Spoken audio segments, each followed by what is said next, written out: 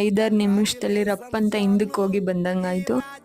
Hi hello ಎಲ್ರಿಗೂ ನಮಸ್ಕಾರ, welcome to my mini blog. Tuesday function video ನಾನು ಒಂದರಲ್ಲೇ ಕಂಪ್ಲೀಟ್ ಮಾಡೋಕ್ಕಾಗಲ್ಲ ಅಂತ ಹೇಳಿದೆ. ಸೊ ಇದು ಕಂಟಿನ್ಯೂ ವಿಡಿಯೋ. ಫಾರ್ಮಲ್ ಫಂಕ್ಷನ್ ಎಲ್ಲ ಮುಗಿಸಿದ್ವಿ. ಸೊ ಇನ್ಫಾರ್ಮಲ್ ಫಂಕ್ಷನ್ ಇಲ್ಲ ಅಂದ್ರೆ ಆಗುತ್ತಾ? ನಮ್ಗೆ ಹಂಗಂದ್ರೆ ಒಂದೇನಾದ್ರೂ ಕಪ್ಪಿ ಚೇಷ್ಟೆ ಮಾಡ್ಲೇಬೇಕು.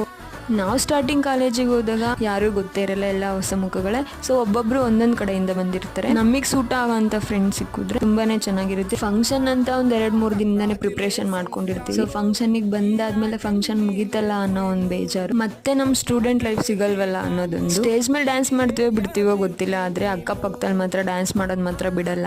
ನಮ್ಮ ಈ 2 ವರ್ಷ ಜರ್ನಿ 5-6 ನಿಮಿಷದಲ್ಲಿ ರಪ್ ಅಂತ ಹಿಂದಕ್ಕೆ ಹೋಗಿ ಬಂದಂಗಾಯ್ತು. ಈ ಲೈಫ್ ಮತ್ತೆ ಸಿಗಲ್ವಲ್ಲ ಅನ್ನೋದೊಂದು. ನಾ ಕಾಲೇಜಿಗೆ ಹೋಗುವಾಗ ಫೋನಲ್ಲಿ ಏನಾದ್ರು ಮಾತಾಡಿದ್ರೆ ಕಾಲೇಜಿಗೆ ಬಂದೇ ಮಾತಾಡಂಬ ಅಂತ ಹೇಳ್ತಿದ್ವಿ.